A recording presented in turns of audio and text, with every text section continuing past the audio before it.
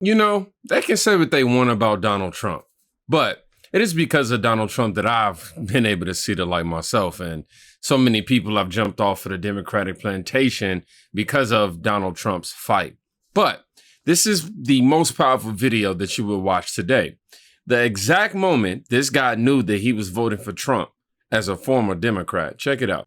This was the precise moment I no longer was a Democrat. Raise your hand if your government plan would provide coverage for undocumented immigrants. Okay. That was the precise moment that I knew I was leaving the Democratic Party. Because I was a 2-time bone cancer survivor.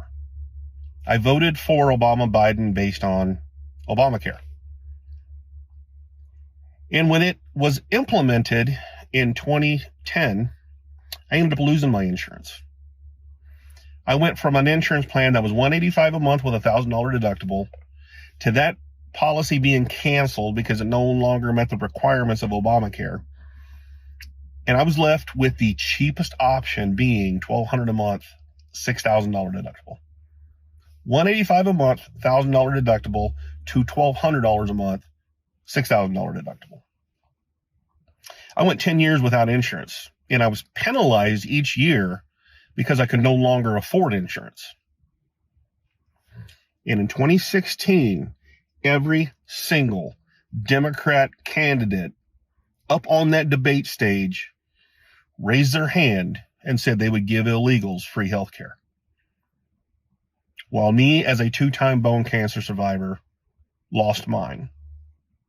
Didn't have insurance for 10 years, and I was supposed to get CT scans, chest x-rays, and all these other tests done every 6 months to ensure my cancer didn't come back. And they wanted to give illegals free health care. That was the exact moment I was no longer a Democrat. Not only powerful, but it helps you come to the realization that our government cannot support everybody, okay? They just can't support the rest of the world all at once when we can't even keep our promise to, they can't even keep their promise to Americans, especially our veterans, you know? And of course, people talk about Obamacare and all that and how it completely, you know, their premiums got ran up. I'll just say, don't be deceived. The Democrats definitely have a disdain for Americans, for sure. Now, this is definitely worth resharing. Somebody actually tweeted this to me. It's a video that I covered a long time ago when, you know, this Democrat realized President Trump is actually a good man with a good heart. And he came from off of that brainwashed liberal media induced TDS. So yeah, let's check this interview out. Definitely prepare yourself. It's definitely heartwarming. So yeah, I've got an issue with you, and and when you gave me this opportunity, first of all, thank you for coming on the Gutfeld show. It was hilarious. Yeah, it was a lot of fun. It's a good show. And I actually owe you an apology before we start. I've been very critical about you, how you fight all through the campaigns. I voted for you because I like policy. Right. I didn't know you as a man, and I think when you don't understand what a man fights for, you can get lost, especially with all the noise we're seeing from fake news, et cetera, who created these pictures from you. Nice. So Gutfeld show's over. Cameras are off. We go backstage, and I expected you to be like every politician or anybody I've ever celebrity I've bodyguarded for. And you met my family, and you talked to my daughter. Mm-hmm. My daughter is 10 years old. Her name is Georgie. You guys talked for 20 minutes. If nobody knew, you could have been her grandfather. And you were talking about her horses and her dreams. And I was sitting there and I was like, I have been so wrong about this man because I never understood why you fight the way you fight. You're a family man. I am. Well, you're a father. And your daughter's a gorgeous, really, and your wife, the whole thing. I mean, you have got some setup, I'll tell you. But your family's great, and you're great, and you've really done something, and you've captured a certain spirit. You know, a friend of mine who's very smart, he's also a very big guy. He said, because I'm big and strong, people think I'm not the smartest guy. Oh, I know. Okay? You are a really smart guy. And I see it, and I've watched it, and I like the show. And we have the privilege of having had the highest rating in the history of the show when I did it a couple of weeks ago. That was his of all time. Of all time. Yeah. We beat network television. You beat everybody. And they were up 35 million homes. Yes. And it was a landslide. Yep. Now, you're putting it on me. I'm throwing it back to you, Mr. President. Go ahead. Why do we not hear more about Donald Trump, the father, the grandfather, and I did a deep dive.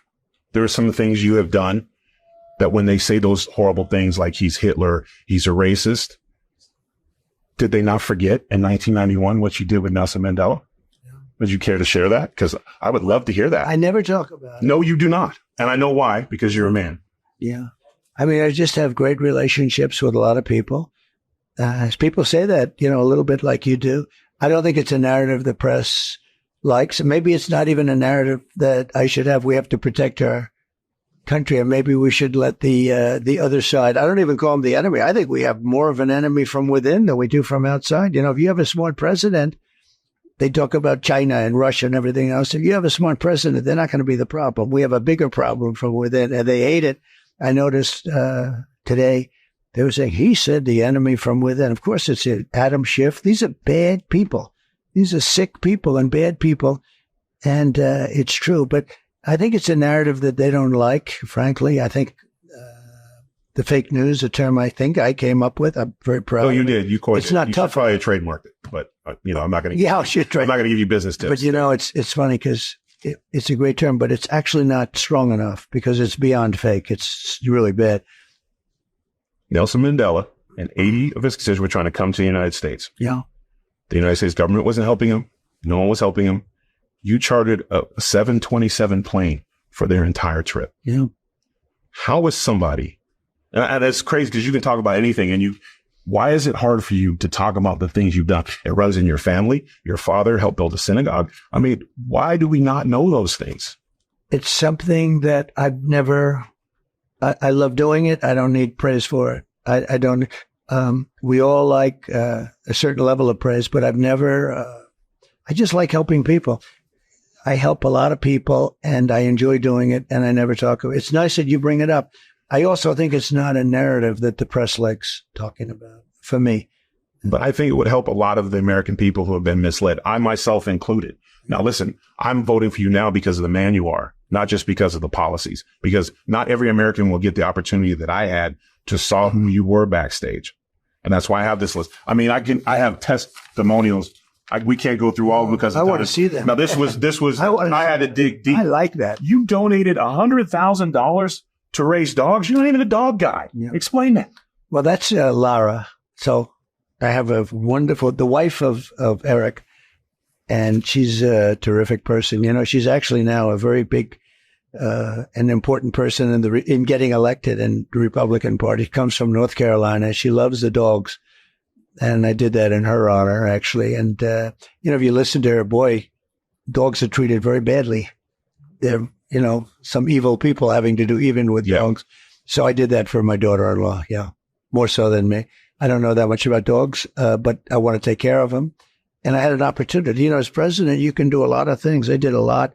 The size of the kennels, the size of the cage, there's like cages that they're in.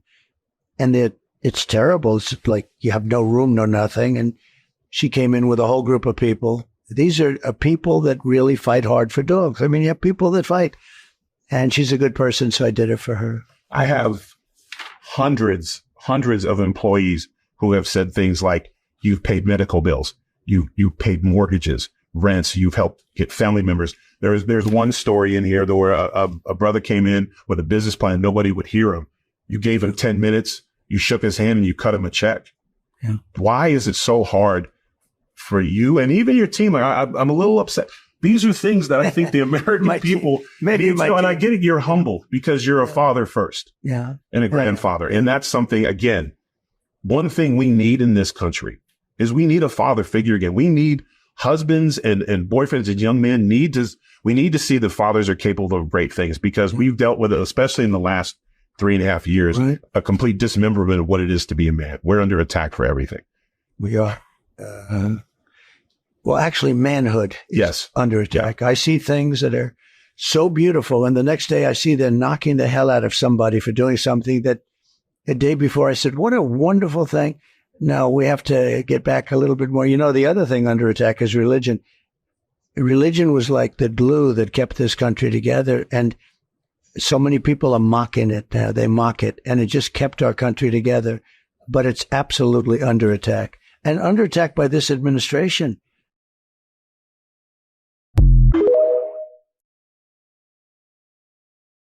All I can say is before Donald Trump ran for president, I knew that the world loved him. Seriously. I mean, I'm sure there was some people out here who didn't like him for whatever reason, but he was in movies, he was in music videos. Well, I ain't gonna say music videos, but I know he was in a lot of music. Like, you know, rappers praised him, politicians, loved him. You know, some of our black leaders actually, worked with him and had help from him and things of that nature. And as soon as he decided he was no longer gonna run as a Democrat and he was gonna run as a Republican, everything shifted.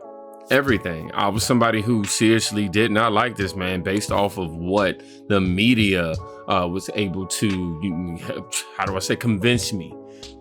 Based on how they was able to convince me, my hatred towards Donald Trump stemmed directly from that. And I can honestly say I'm so thankful. I am so thankful that I finally hopped off of that Democrat plantation, man. Share this video with somebody whom may be still in that undecided box about Donald Trump and his integrity as a man. Y'all be safe. Go check on somebody today.